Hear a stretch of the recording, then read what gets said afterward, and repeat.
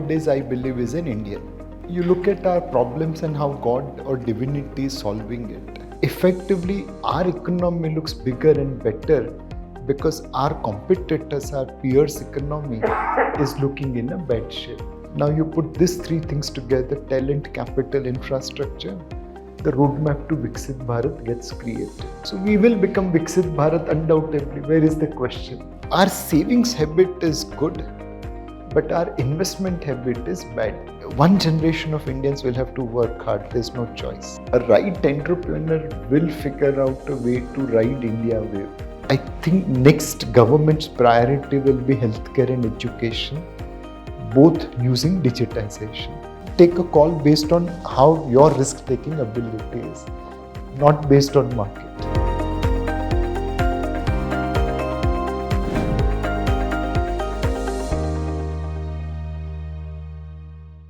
So my name is Shekara and I am from WMG.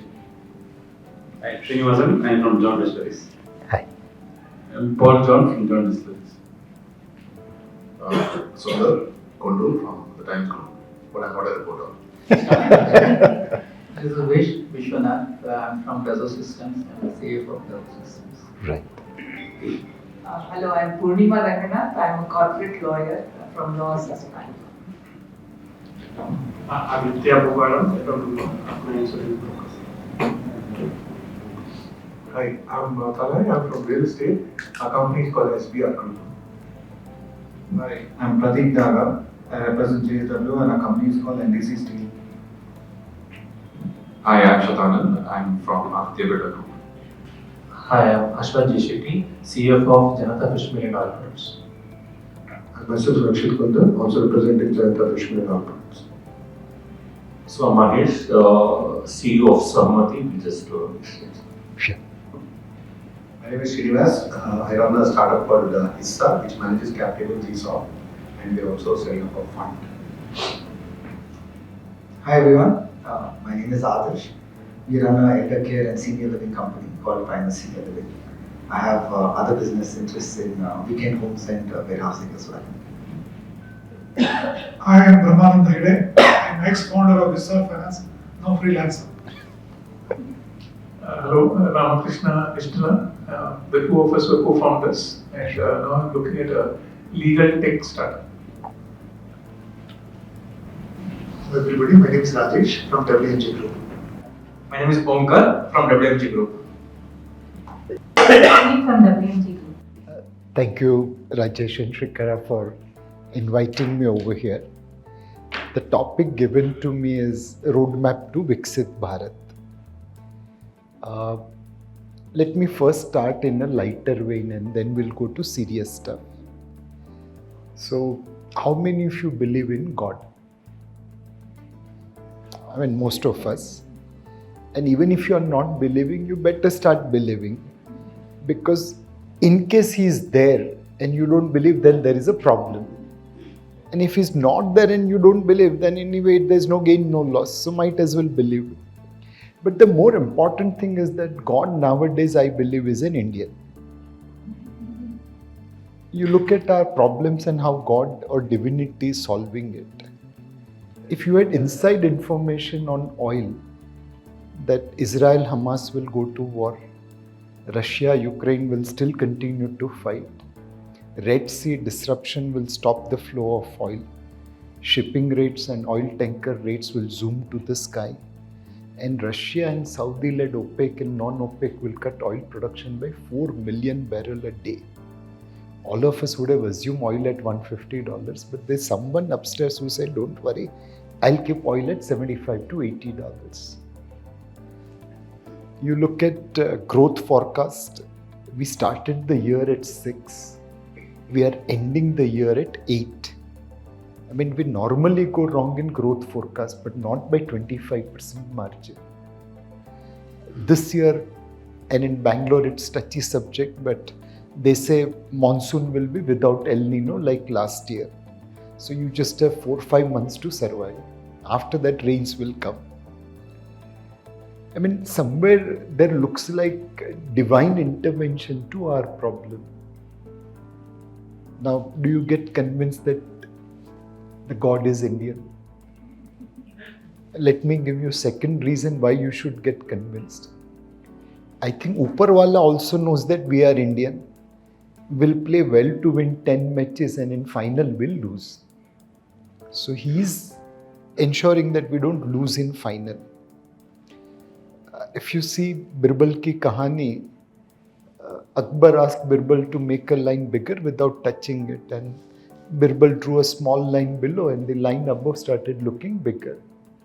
God is also doing the same thing to us. We are doing well, but God has ensured that our peers continue to score self-goal. So Russia got eliminated as a peer after their invasion of Ukraine. China is struggling with real estate in Taiwan. Their growth rate is now 5% and 4%. South Africa is on the downhill and God is pushing it to go further down. Brazil had all the great fundamentals, but they got communist government. Effectively, our economy looks bigger and better because our competitors, our peers' economy is looking in a bad shape.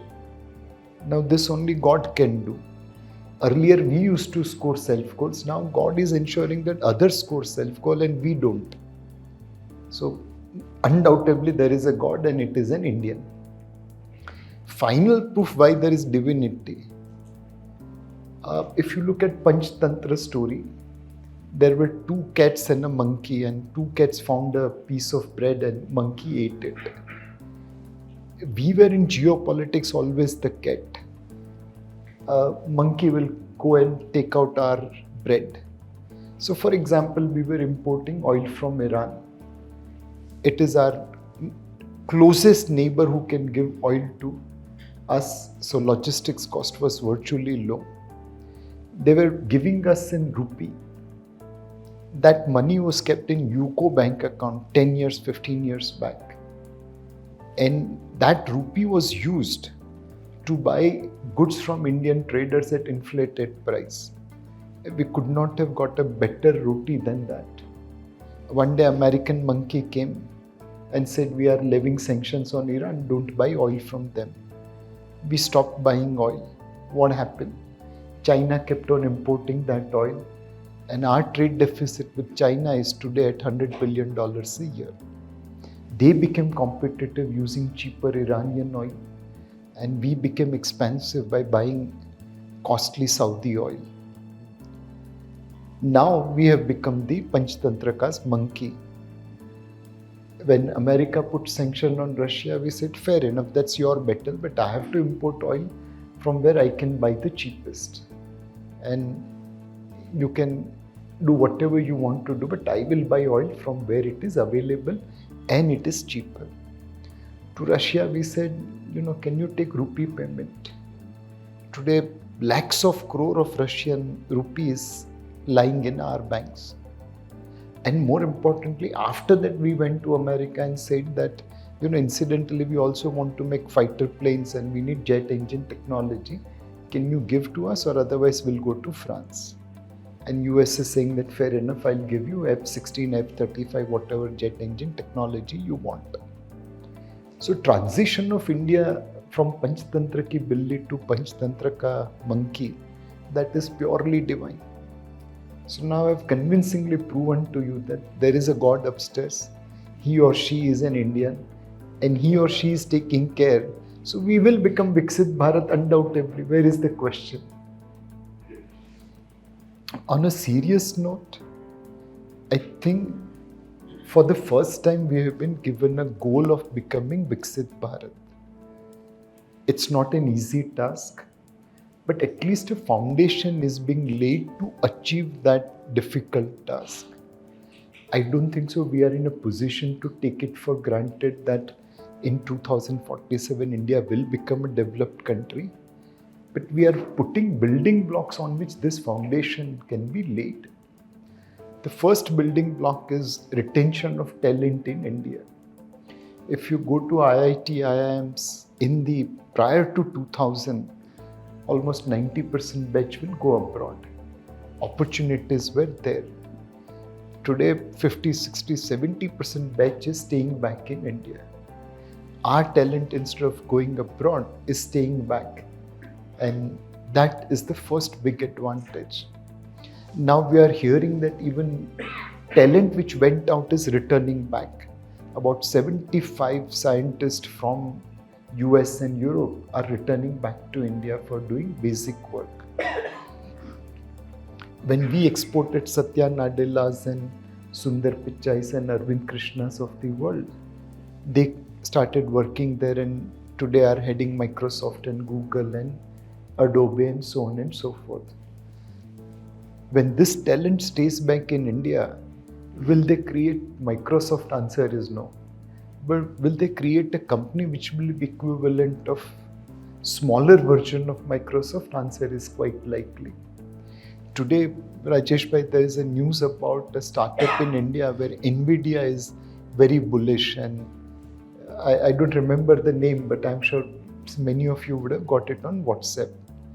Now, can you ever imagine Nvidia becoming bullish on a startup in India for their AI chip related work?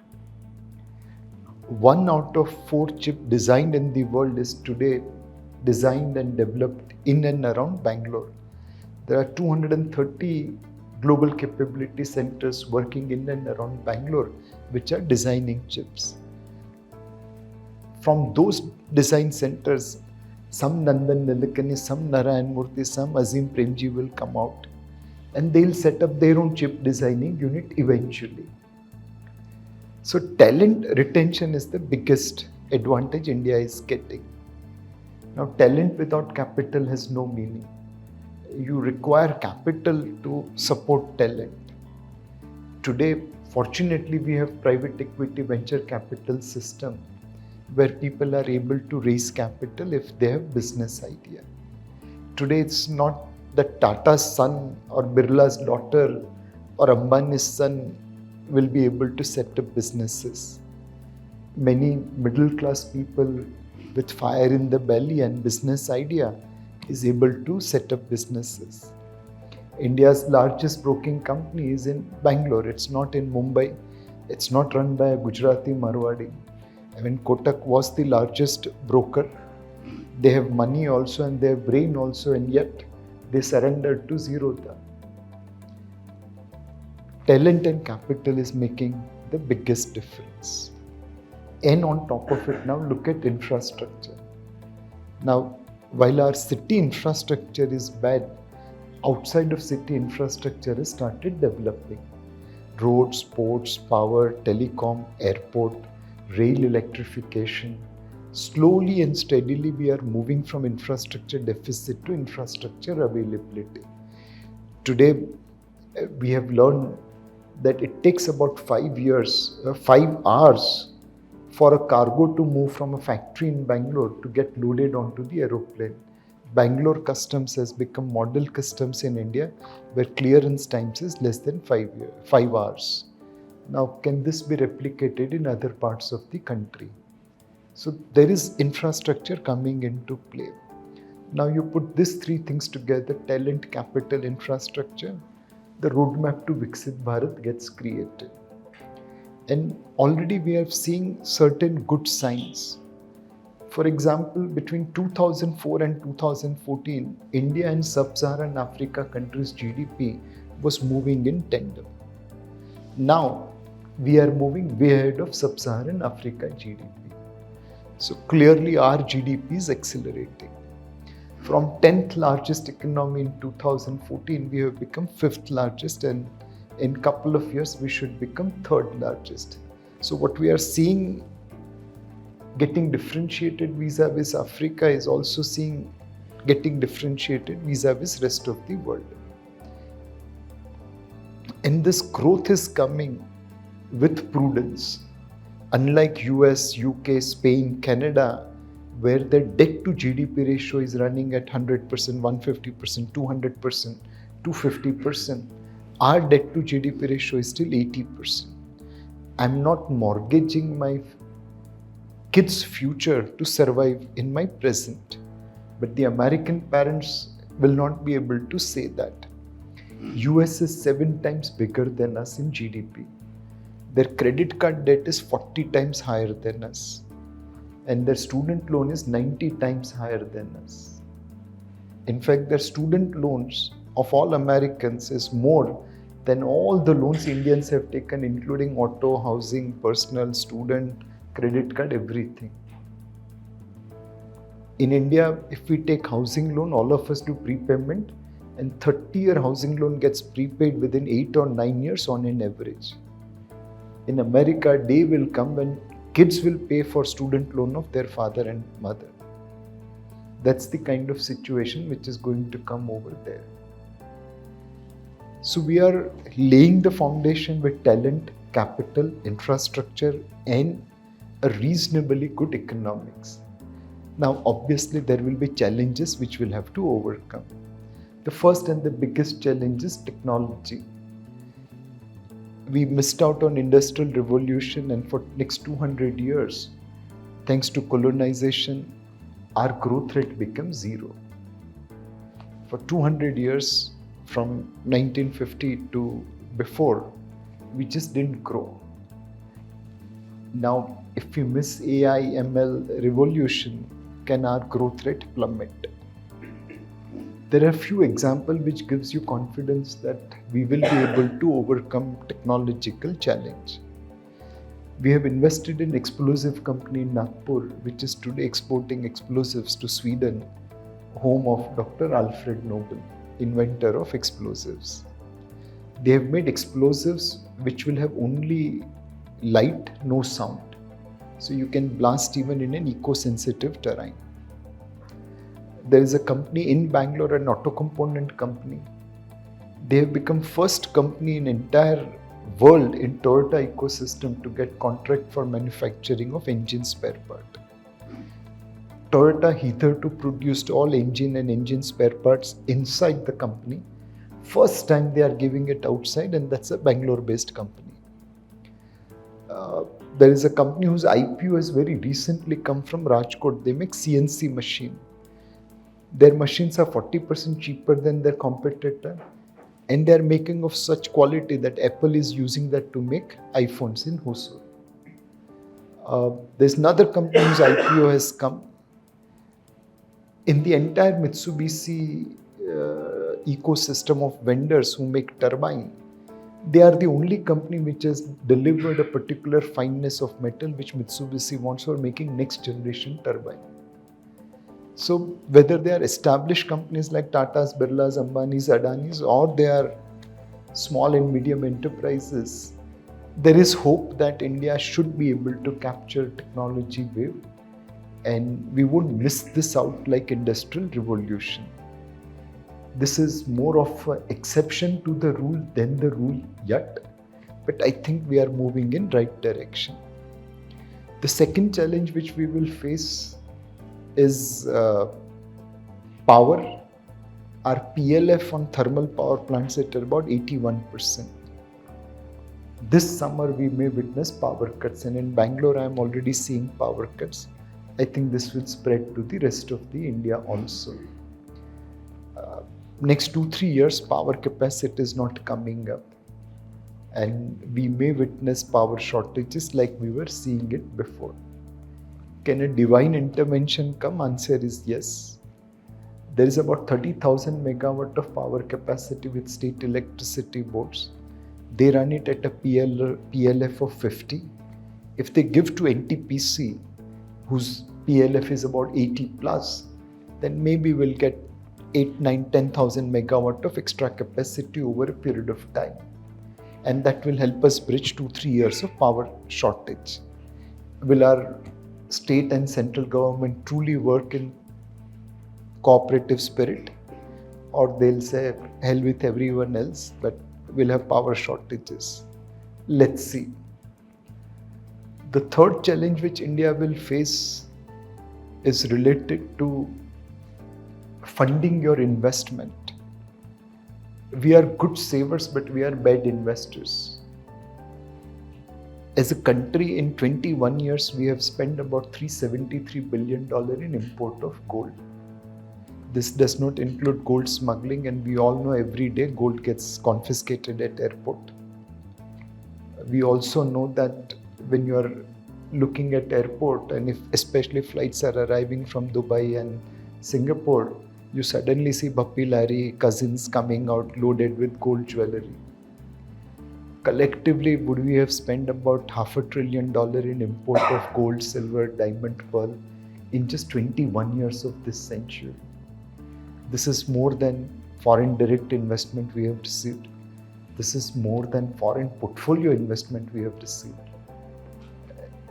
We are in need of capital and we are exporting capital on a net basis. And what are we doing with this gold? Majority goes into Tijori and safe deposit locker. It's a frozen saving. Who knows how much gold we have? Is it $1.5 trillion? Is it $2.5 trillion? Who knows? Is there a way we can unlock this frozen gold and put it into economy? If through some divine intervention, and truly we will need blessings of Padmanabha Swami and Tirupati Devsthanam and so on and so forth, suddenly we will have enough capital to carry out our investment activity. Even if we don't monetize gold, can we monetize other portion? For example, Rajesh bhai, in last 3 years, RBI has published households' financial flow data, and in mutual fund, we have got about 4 lakh crore. And as you know, in last 3 years, mutual funds have delivered very good return. But households have put 9 lakh crore in currency notes. And currency note is depreciating asset. Inflation hits currency notes year after year.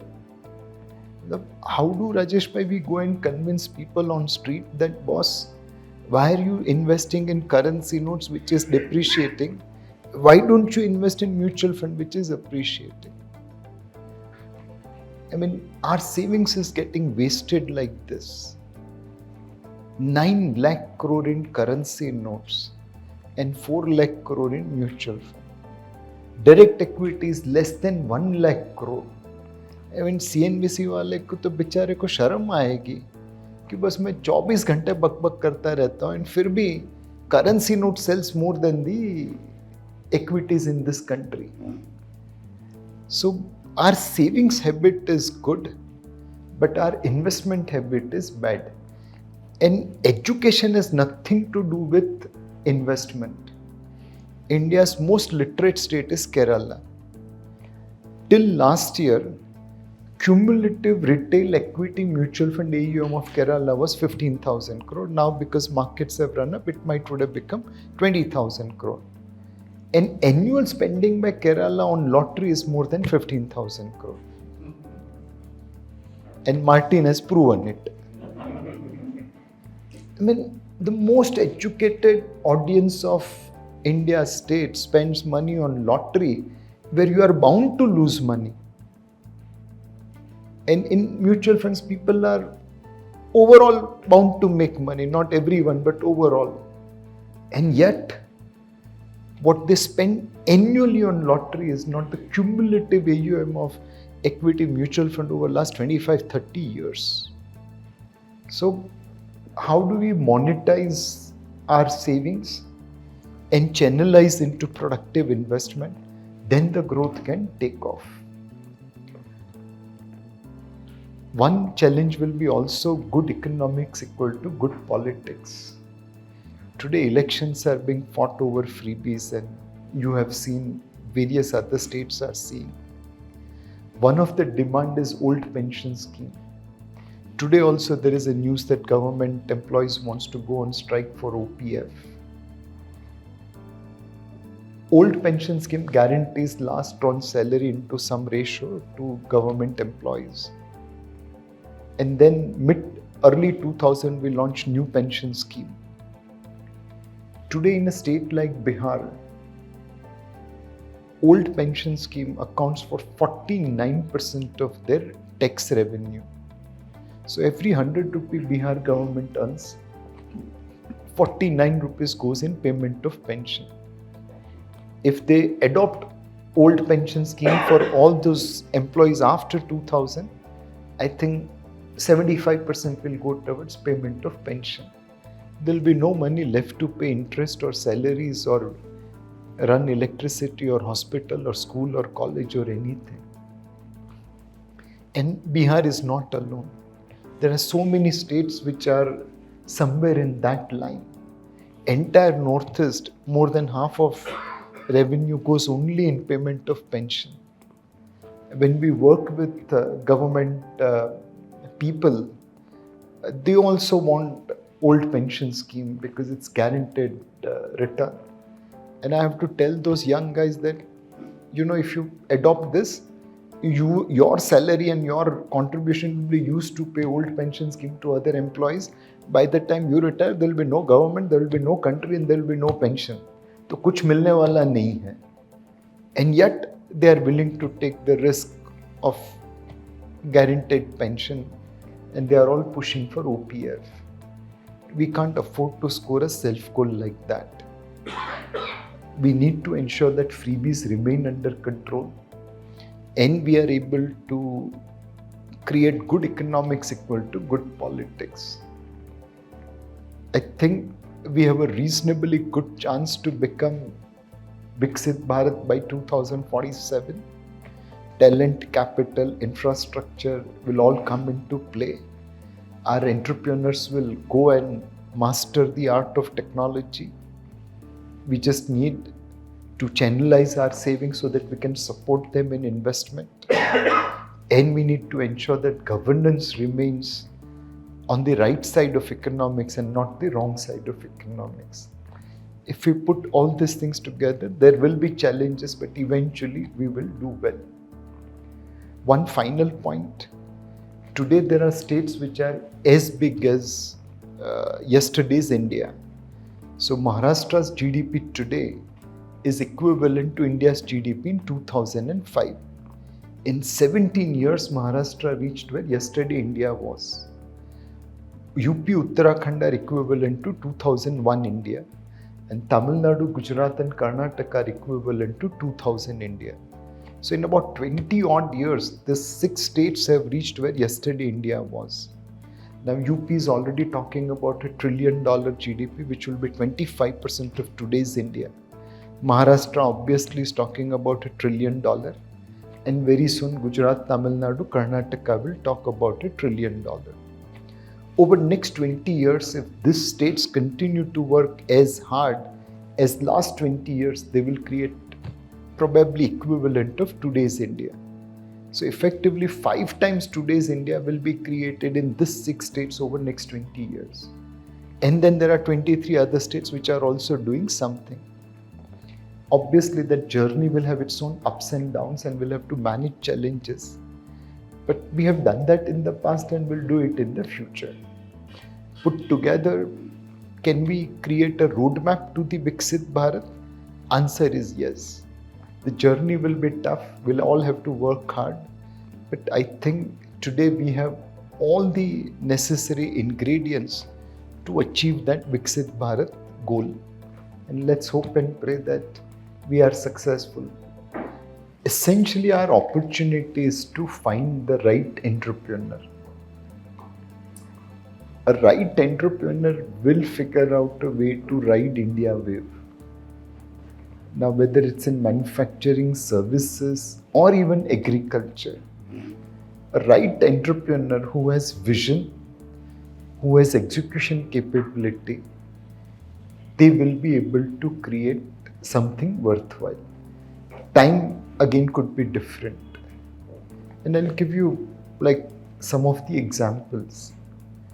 For example, in the services sector, today almost 1/3 of doctors in US are made in India or Indian origin. UK it will be about 40% and Middle East it will be about 50%. In fact, UK is importing as we speak 2,000 Indian doctors to solve their problem. Their NHS has a high workload and that's why they need 2,000 Indian doctors. Now, the medicines consumed by Americans by volume, 40% of that is supplied by India. value-wise it is just 10%. So we are not charging Americans the way we should be charging. But fair enough.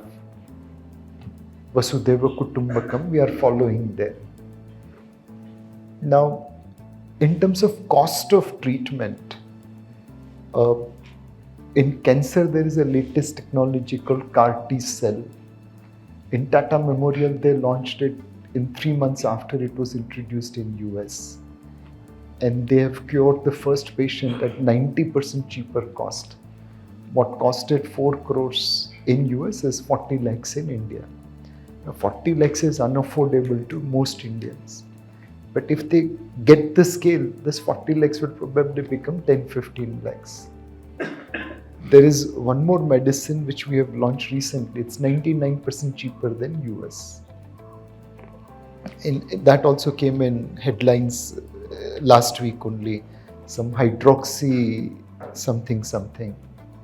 So could we see a Infosys, TCS, Wipro equivalent healthcare company?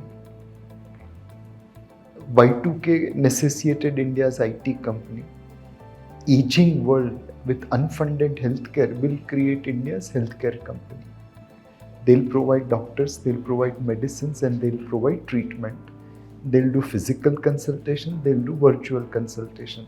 They'll treat you in America, they'll treat you in Bangalore. Now, how do we facilitate this? Will we see $1 billion plus healthcare companies in the days to come? Answer is undoubtedly yes. If we don't create, world will force us to create. Come to the agriculture side.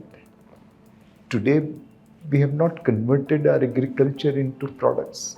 Nagpur oranges are the best, but where is Tropicana brand from India? Now, will there be entrepreneurs who will create that kind of agro-processing to create globally suitable brand? Answer is undoubtedly yes. We have the world's most fertile land. US is bigger than us, but their fertile land is not as big as India. So we will be able to capture even agriculture. On the manufacturing side, I've given you some examples. So any entrepreneur who is having vision, execution, and governance in any sector, we just have to stay invested with them. Some will deliver instant return, some will deliver return over a period of time. But a portfolio of that will be the best way to participate in India growth story. When we go to abroad, we wouldn't mind waiting in visa line for 3 hours. But if you are asked to wait for 15 minutes for wheelchair, you don't want to wait. Didn't you wait in US immigration for 3-4 hours? Did anyone complain? No. Didn't you wait for US visa for 2 years? Did you complain? No. When it comes to US, we are subservient. When it comes to India, we lose our decency. If it's the traffic problem of bad roads or bad drivers also. Wrong side driving, we think it is our birthright. Why should you be driving wrong? We lack discipline, we lack decency. At airport, if you see, people will put their trays where it is. Why don't you go and pick it up? If we are told to stand in a queue, will we be able to ever form a queue? So lot of our challenge is civilization challenge.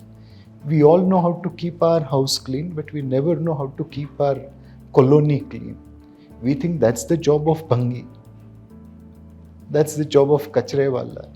But we don't realize that they are the people who are cleaning kachra. We are the people who are creating kachra. So हम लोग कचरा वाले हैं. वो तो साफ करने वाले हैं. But in your house, if a person comes to pick up garbage, हम लोग क्या बोलेंगे? बेटा कचरा वाला आया है. अरे वो तो कचरा साफ करने वाला है. तुम कचरा वाले हो. We teach our kids that wrong thing. So there is a challenge for us as a society. And the government also comes from the same society. It doesn't come from upstairs. So will we be able to get the goodness of Indians as a society? We have many good things, but there are few rough edges which we need to fine tune. Now on agriculture, when Chief Minister Modi was running Gujarat, their growth rate was 9%, highest ever in agriculture. What Chief Minister Modi could do, Prime Minister Modi is unable to do. Why? Because as Chief Minister, he could complete Sardar Sarovar Narmada Nigam. Now, in Gujarat, you can build that, but how do you build it in whole of India when agriculture is a state subject? Second, he could tell Gujarati farmers that if you want uninterrupted power, please pay charges, no free electricity. Otherwise, live with interrupted power. Farmers were put into jail for not paying electricity bill, but he delivered uninterrupted power. People started paying, and that's how Gujarati agriculture moved forward. Third, he could dismantle APMC. Today, traders make money and farmers not. In Lasulgaon, Nasik, Onion market, whenever traders come to sell, it is the lowest price, and whenever traders come to sell, it is the highest price. The farmers don't benefit. So he said, okay, dismantle APMC. You are free to sell wherever you want to sell. All those things made a difference. Irrigation, APMC, moving to cash crop like cotton and groundnut, productivity increase. All those things made a difference, and that's why agriculture in Chief Minister Modi's time grew at 9%. There is a model available for rest of the country to copy agriculture. Can we copy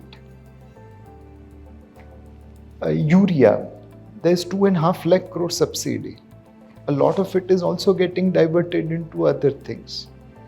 We are wasting urea. As a policy, you are giving huge subsidy on urea and much less subsidy on that N and P out of K. Now, there are policy errors also. But we try to bring the farm laws.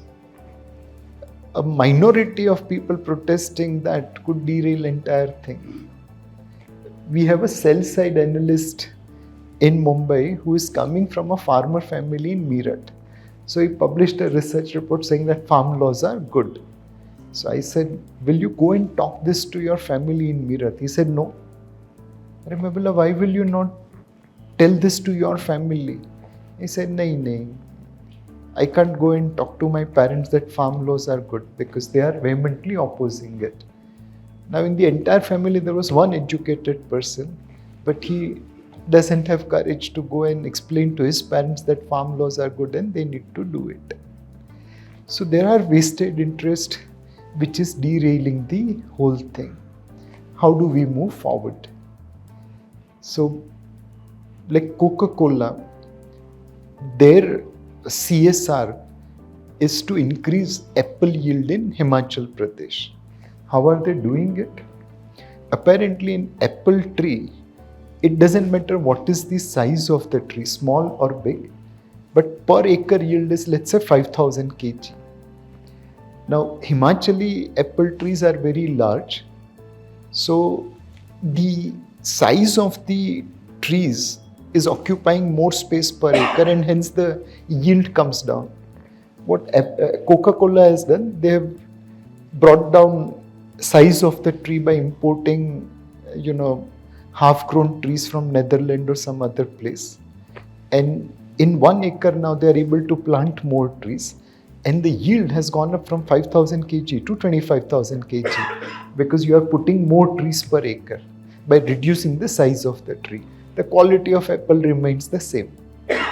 Now, can we get this kind of technology to change product yield and then deliver better income to the farmers? Farmers also have to be responsible. There was a multinational company which wanted to buy potatoes and tomatoes from farmer. So they entered into a contract in a North Indian state. Whenever potato prices were higher, these people sold potato into the market, which they were supposed on contract to give it to company, and said, oh, the crop failed, sorry, I can't give anything. Whenever potato prices were lower, they'll buy from the market, mix it with their potatoes and give it to them. Twice, thrice, that multinational company tolerated. Finally, they shut down the business and went away. Now government have to buy all those things.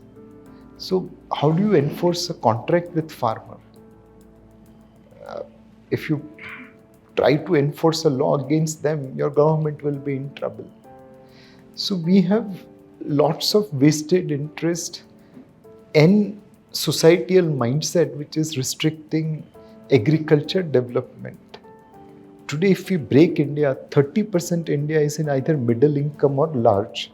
1% Indians live lifestyle of French citizen. 27% lives lifestyle of Indonesia, which is middle income. But 72% live sub-Saharan Africa in Bihar, Jharkhand, Chhattisgarh, UP and so on and so forth. They need to move to Indonesia style. And that can only happen, as you correctly mentioned, if we push agriculture. But for agriculture to grow, we need 91 kind of reforms of liberalization. Provide electricity but pay for the charges. Give urea subsidy but also on potassium and that other thing, NPK. Dismantle APMC so that farmers can benefit and not the intermediaries. Many years ago, I had gone to visit Lasulgaon market. तो वो trader के घर पे खाना खाने गए थे. उसकी जो चारपाई थी वो चांदी की थी. नॉर्मली वुड की रहती है. But we were sitting on a charpai which was made of silver. And this I am talking about when I was analyst, so must be 30 years back or 25 years back. The traders were eating the malai and farmers were not getting anything. If we dismantle APMC, promote that government e-marketplace, allow startups to trade in agriculture commodities. So it's a long journey. And it will require more support at the state level because agriculture is a state subject. It is not a central subject. So government has a long task ahead, and more importantly, you will have to convince farmers. Farmers are emotional. One of the reasons that sell-side analysts said that I'll never be able to tell my parents is that number one, they have stopped reading newspapers because they said newspapers to sab शहरी लोगों के लिए है. So they go by their WhatsApp. In their WhatsApp or social media dissemination, they have been told that by Ambanis and Adanis will come and take away your mother, which is land. Now they are so emotionally attached to land that they are not able to think whether that message is right or wrong. Now we'll have to connect with them, convince them that boss, we are not taking away land or your mother. We are trying to help you get better realization like it has happened in some places.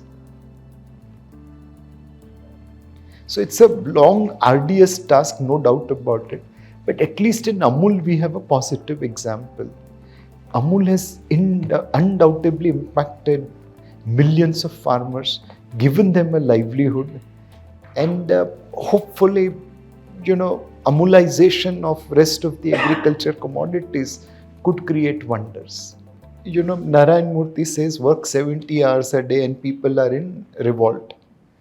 There was a statement of Charlie Munger that why are Americans losing to Koreans? Because Korean works 84 hours a week. Their kids come back from school and study 4 hours more. He said, no wonder you are losing against them. One generation of Indians will have to work very, very hard. That's what Japanese did. That's what Koreans did. If you read Sony founder's autobiography, I mean, when bombs were raining, they were still working. One generation of Indians will have to work hard. There's no choice. Unless until they work 84 hours a week, there's no solution. And it's not that people are not working. Some people are really working very, very hard. They are working in tough conditions. But how do we bring their hard work into smart work? So this example will kind of explain. If you remember 15 years ago, all of us were putting those films on our car windows. And we were putting those films because that would have stopped sun rays coming into our car and reduced load on AC, and we'll have better mileage. One day in a dark parking lot in Delhi, an unfortunate incident occurred in a car which was having those kind of dark films. But the whole parking lot was unlit. One kind gentleman, noble soul from Kolkata, read that and filed a PIL in Supreme Court. Supreme Court opened Motor Vehicle Act, which was drafted by Englishmen. In Motor Vehicle Act, there's no clarity whether you can affix a film on window or not. So Supreme Court took an interpretation that no one can put a film on a window. Entire country's police was asked to remove films. वो signal तोड़ दो वांदा नहीं, आदमी उड़ा दो वांदा नहीं, but film नहीं होना चाहिए. We removed films across more than 2 crore automobiles. Each film was costing 25,000-30,000 rupees. So 25,000 into 2 crore, 50,000 crore of yours and mine gone. Second, there were units which were making those films all shut down, bearing 1 or 2. There were mechanics which were fixing those films, their jobs gone or their income came down. Collectively, even today, we are paying 10 to 12,000 rupees, 12,000 crore more for petrol because our AC load is increased. And has the unfortunate incident stopped? Answer is no. People can put dark glasses, that's fine, because there's nothing affixed on it. People can put curtains on car, and there are brave people, crooks, who will do anyway bad things. What did we achieve by this? There's a company which makes these films and exports to 56 countries around the world. They are based in Mumbai. Their product saves environment and helps save money in 56 countries around the world except their own mother country. And it's now 15 or 18 years and we have yet not amended Motor Vehicles Act. And the best part, the films which this company was making were all transparent films. There was no dark film. So dark glass gets permitted, but transparent film is not permitted. Collectively, would we have lost about 150, 180,000 crore? Answer is yes. If that money was saved, instead of giving to Arabs and Venezuela and others, how many schools, hospital, colleges we would have created? One single decision and it hurts us so much. How do we build processes, systems so that such decisions are avoided? I mean, it looks like a sad story or, jaane bhi do yaro ki tarah. But this is the reality of India, which is what we'll have to remove. In a lighter vein, yesterday I showed Tushar Mehta's clip against Chandrachud. If we ban all the lawyers from speaking my lords and yes lord, the debates will come down by half. If you see his 2-minute speech, he's probably spoke 20 times my lord, my lord, my lord. Just ban it. Straight away your productivity will go up by 100%. Straight. Now this is obviously a lighter vein comment and not every lawyers will be speaking my lord, but in that Tushar Mehta clip he spoke in 2 minutes 20 times my lord. Second, there are today artificial intelligence available, like there is IBM Watson, there is another tool which has come up, and someone mentioned legal tech, maybe you'll have better idea. Now, check bouncing case. Is there a need for human intervention? Answer is no. If the judges are willing to give their power, AI will solve check bouncing cases in no time. You straightway will take out 40 lakh cases from Indian judiciary. But can government push that? Answer is no. It has to be coming out of judiciary. If we automate our judicial system, issuance of warrants, issuance of orders, automatically pendency will come down. If we allow people to come online rather than in person, things will change. So I think tools are available. The real need is for judiciary to evolve, because if government tries to push it, if public pressure tries to push it, they are going to revolt. And which is where we'll need an internal cleanup. And I think a target is worth giving to them, that when foreigners come to India, they should take India as a place of arbitration and not Singapore. Just achieve one simple objective. I'm not remembering the story exactly, but hopefully you will get the message. So in Philippines,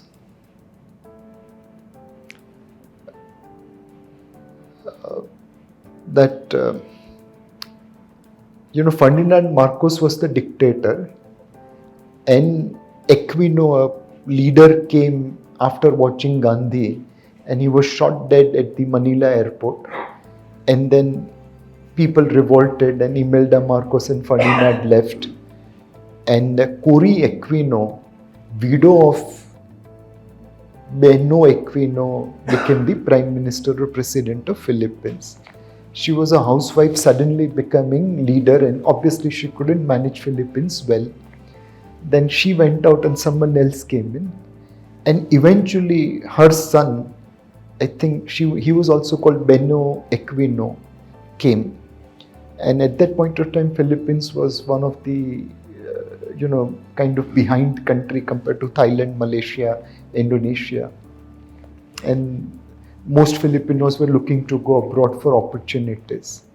So he discussed with all his colleagues and said, how do I make Philippines a Vixit Philippines equivalent? So they said, you focus on just one thing. All your policy should result into credit upgrade of Philippines. No matter what you do, always evaluate, will this policy help me upgrade Philippines credit rating or not? So one single objective. And Beno Aquino ran his entire government against that one benchmark. Every policy, every decision he evaluated against whether this will upgrade Philippines credit rating or not.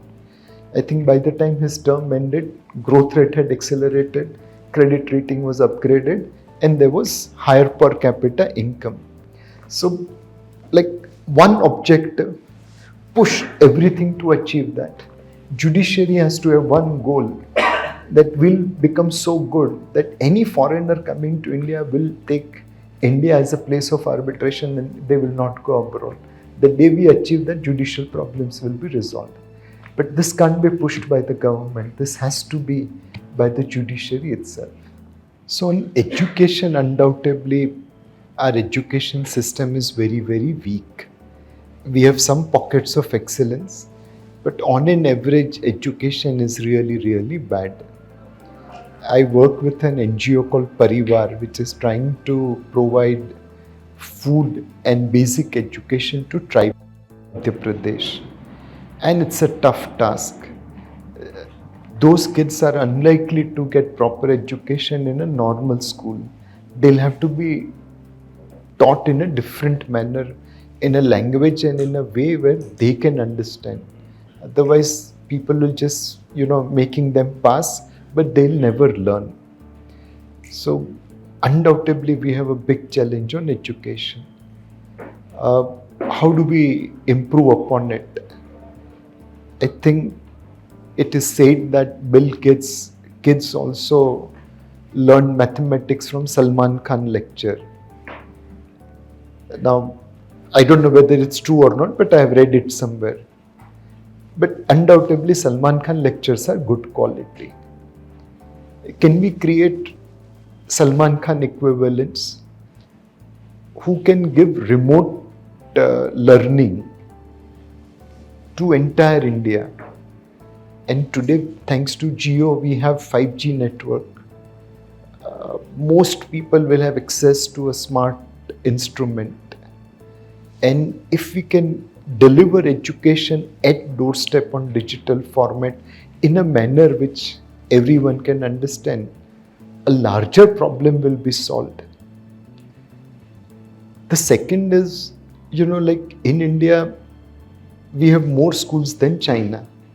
But is our quality of education better than China? Answer is no. Why do we have more skills? Because we didn't want kids to walk beyond the limit. Now,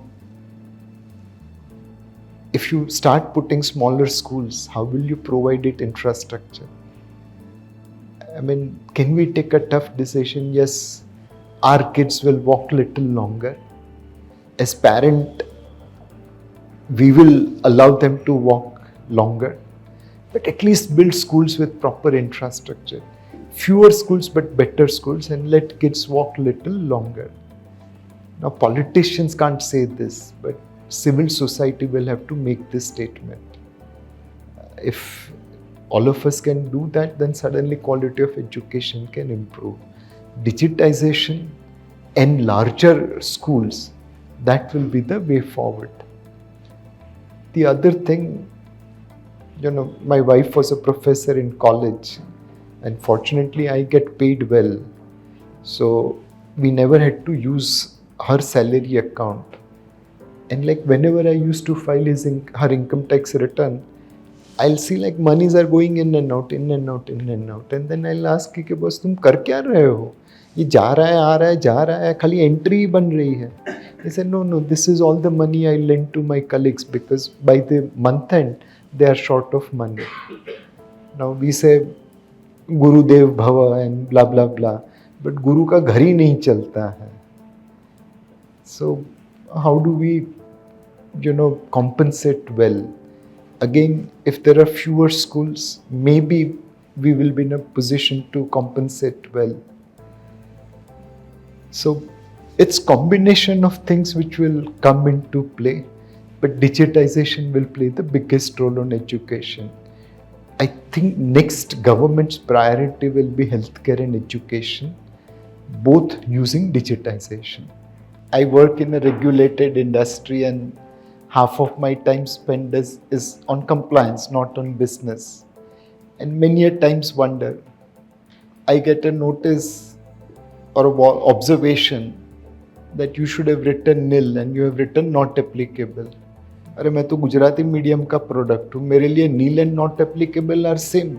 मैं कौन सा William Shakespeare की grandson हूँ? But I got an observation. And then I also sit on our Singapore company board.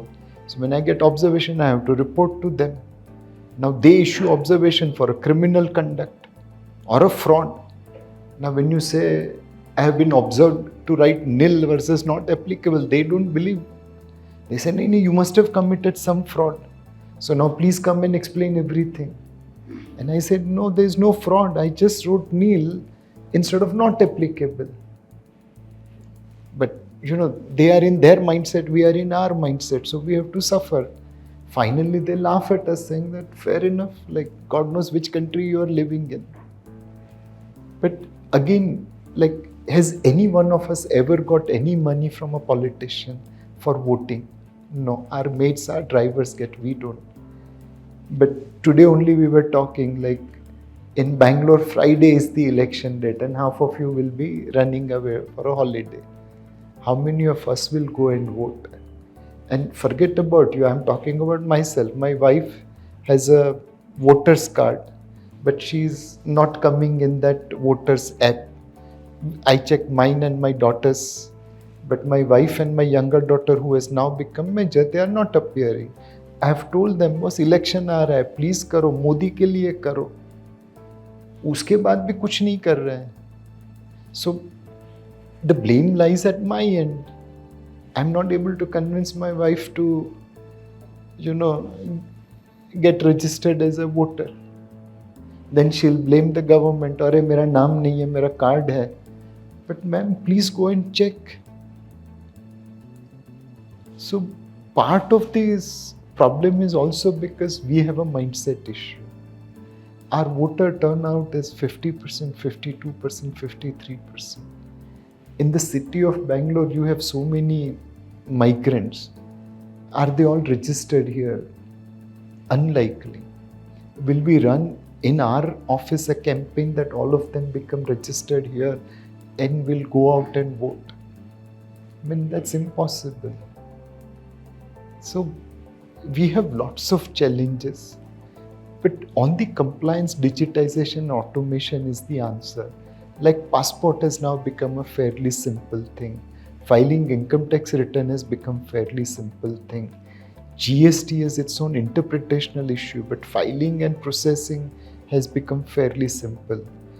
Now, can we create a mechanism where the compliance burden is faced by the crooks and not by the innocent people? In our stock market, people who manipulate stock prices and make money, they are very happy to violate law because they'll hire best of the lawyers and get away. We who are running business in a normal fashion, we follow all this compliance burden, and then you get observation, oh, you wrote nil and you should have written not applicable. But I think as we automate and digitize, a lot of these issues will get sorted out. And second, I guess we'll have to create a pyramid on the entrepreneur side. If IT was dominated by small and medium enterprises, it would have never touched $200 billion size. The scale, the efficiency, the longevity which they brought. Today, our IT companies will benefit because Atos and Telenos are going bankrupt. If we were the Atos and Telenos of the world, they would have benefited.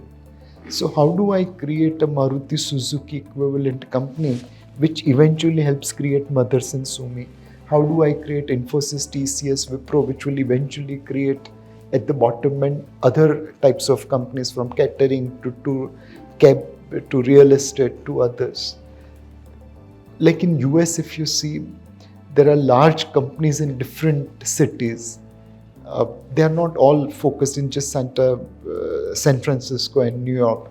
In Austin, Texas also you will get something. In Chicago you will get something. In some God-forsaken corner you will get something.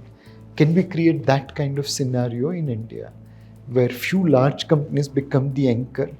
What Jamshedji Tata did with Tata Steel in Jamshedpur, we haven't really created that kind of industrial city ever. So, are there solutions available? Answer is yes. We need civil society and political leadership coming together. Are we moving in right direction? Answer is yes. Can the speed be enhanced? Answer is yes. If we really pick up the speed like we did with income tax return, like we did with passport, we'll become Viksit Bharat way before 2047. But is it going to happen? Answer is no. We will change when pressure comes to us. 10 match जीतेंगे. You and me together. Tamil Nadu is a better state than Bihar in terms of income. Undoubtedly, yes, no one will dispute it. Tamil Nadu has got far more Manrega allocation from center than Bihar. So this whole humbug that, oh, we are paying more taxes is all bullshit. It's a political narrative. I mean, I can say that Bombay is paying 50% of income tax, but does it make any sense?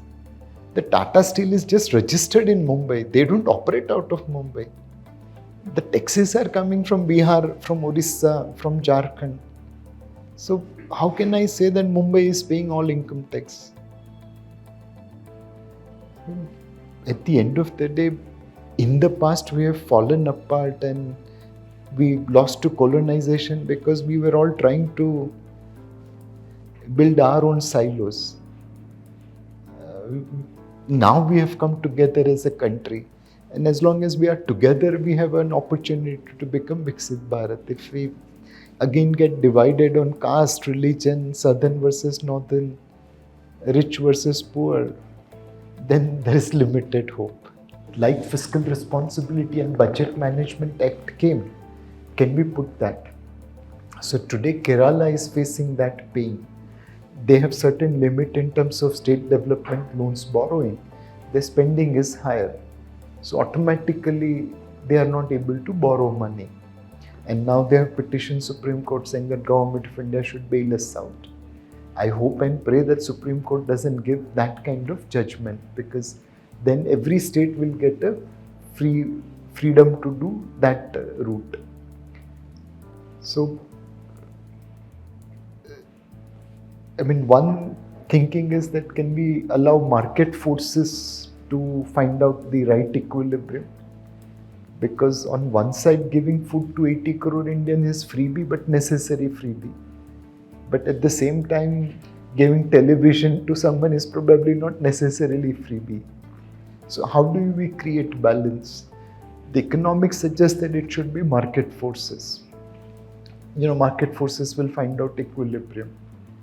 But in India, market forces does not necessarily work because of the vested interest intervention.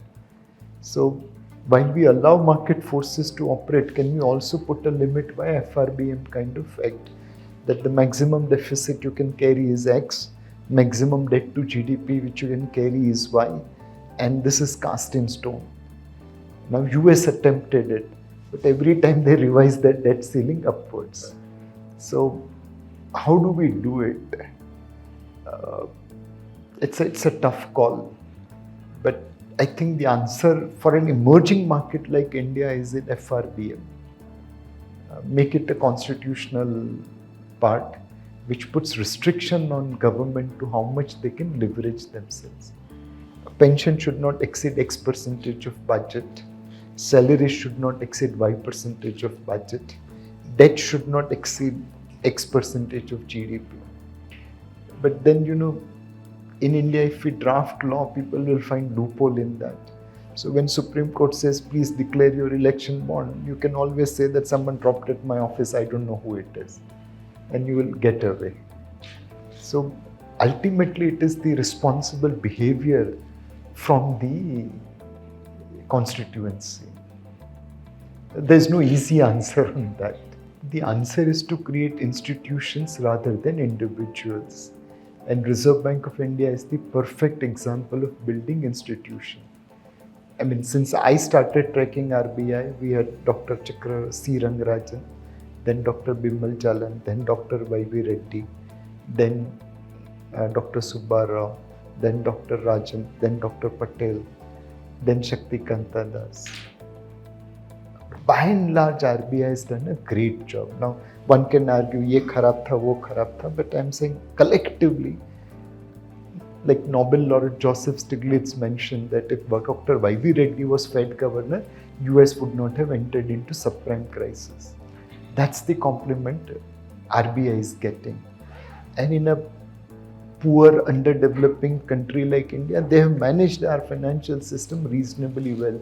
Whether it was Asian crisis, whether it was Kargil war, whether it was nuclear sanctions, whether it was 2004 drought, whether it was TMT bubble, they have ensured that we have done well.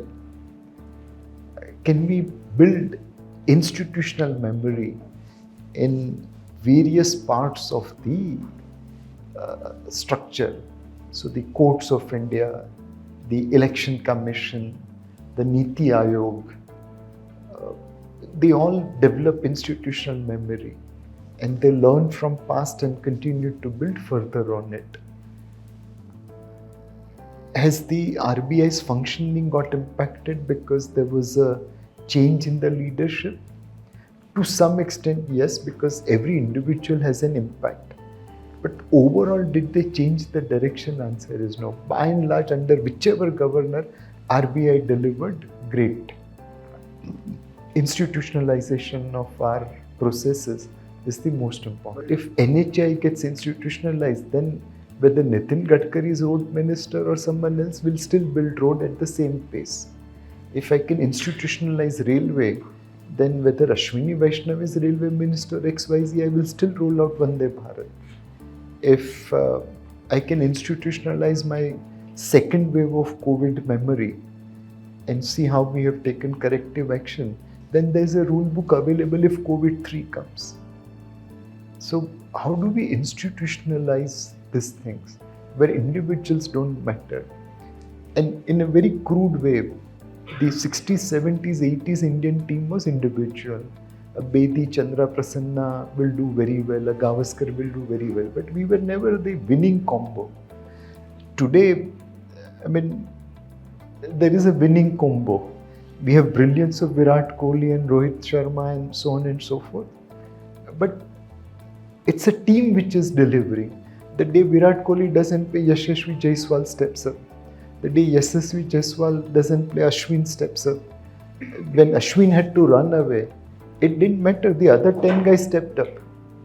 I mean, we didn't miss Ashwin and we still won the match. So how do we create institutional mechanism? Now, is there a role of Rahul Dravid in it?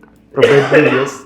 Is there a role of that bowling coach, I'm forgetting his name, I think Arun Kumar or Bharat, someone. Bharat Arun, huh. So it's all those people, even maybe, Michael Schumacher once mentioned that a large contribution to my success as a racing driver is my massage guy. He was Sardarji. वो massage करता था तो मैं driving कर सकता था. No, we'll never know there was a massage person behind Michael Schumacher unless until he shared. So institutionalization of cricket has made India #1 team.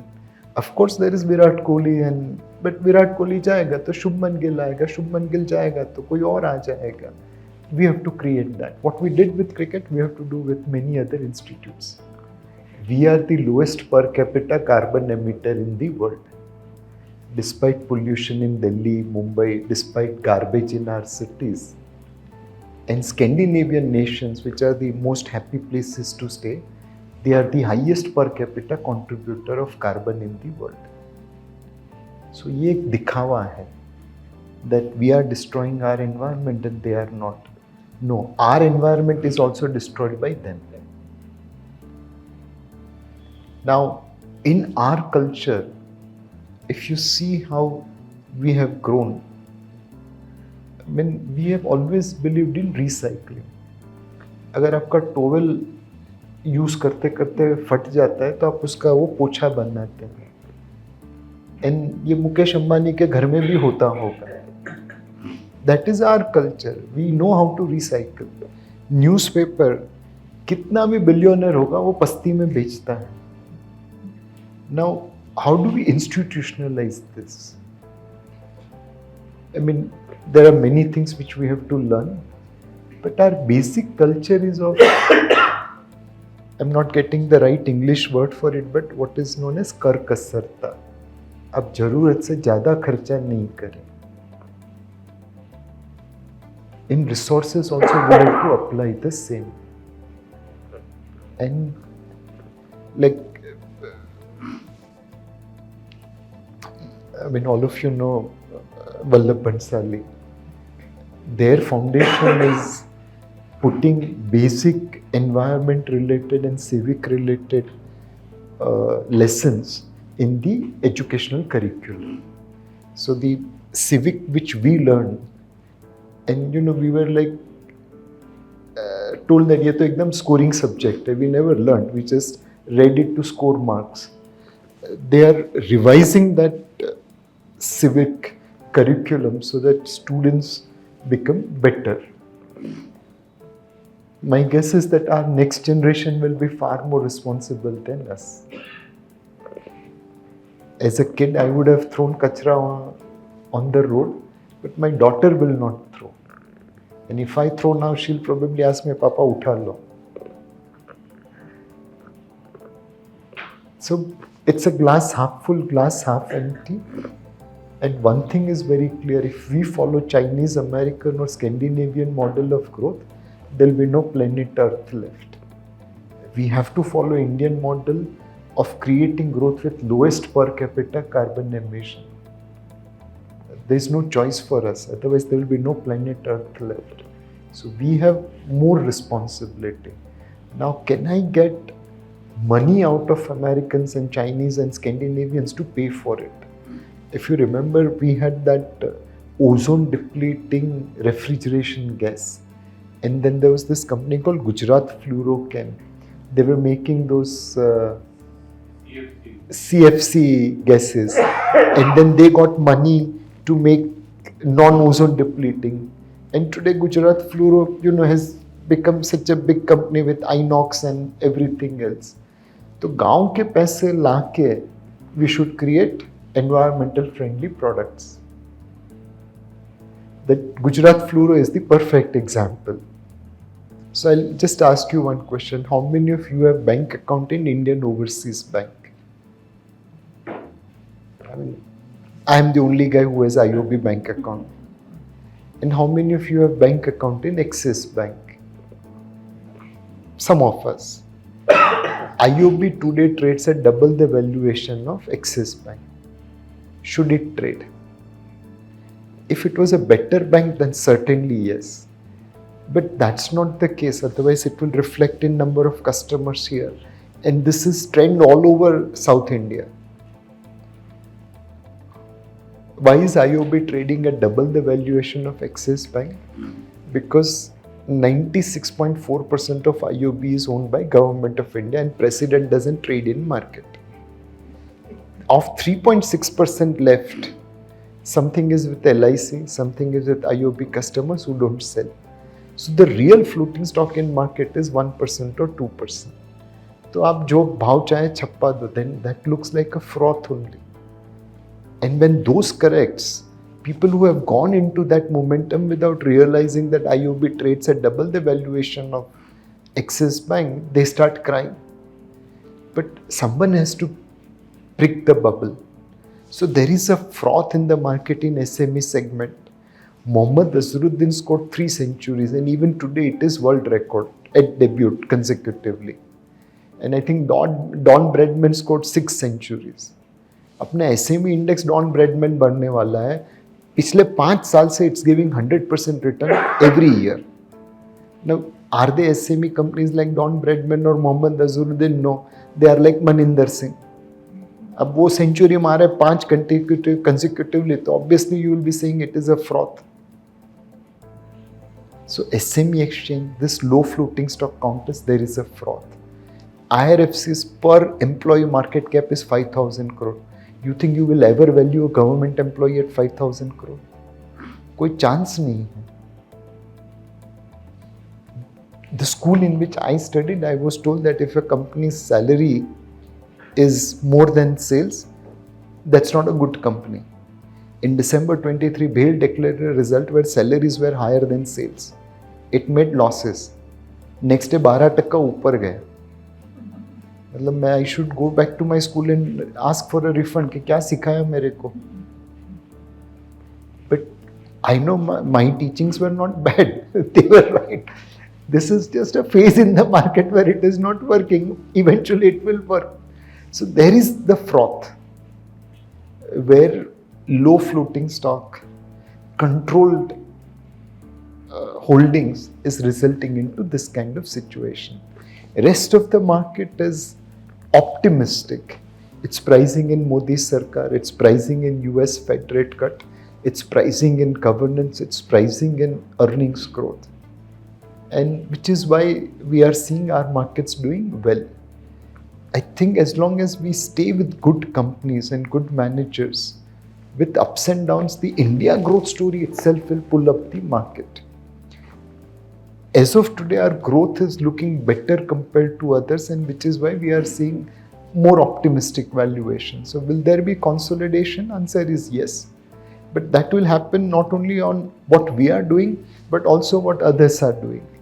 God forbid if Vladimir Putin goes out and some pro-Western president comes into Russia.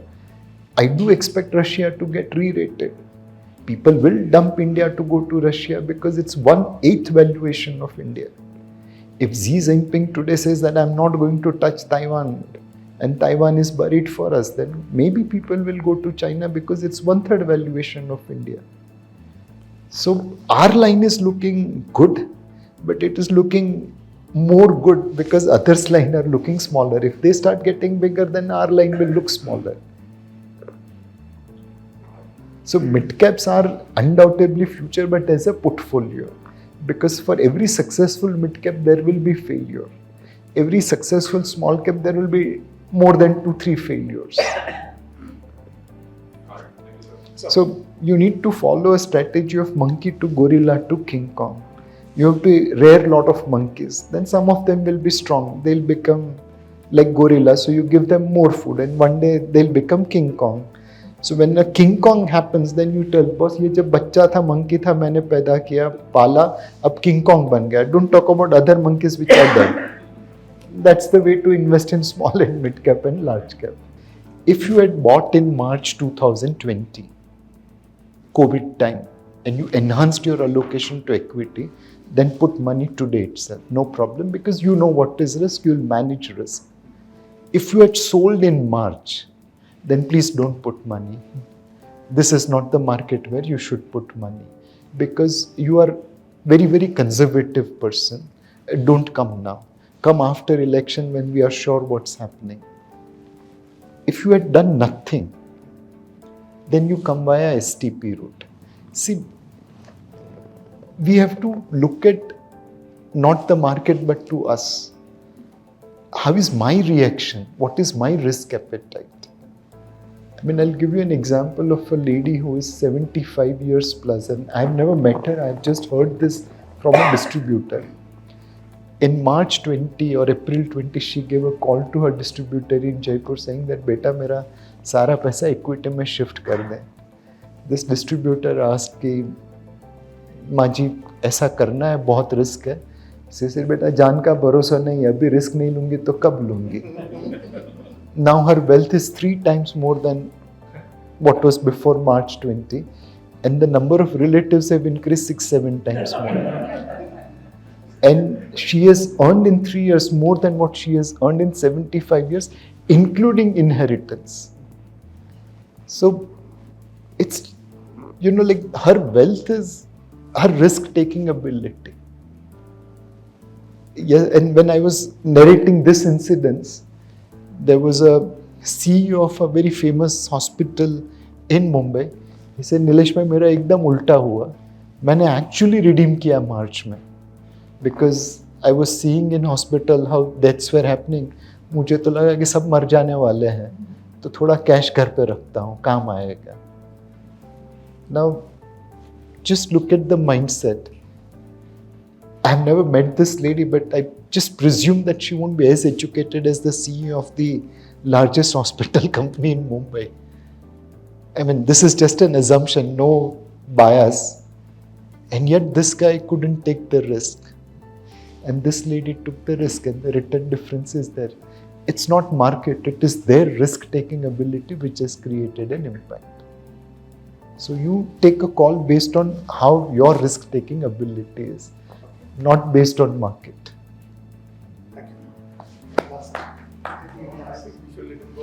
Thank you. Yes, thank you. Thank you very much.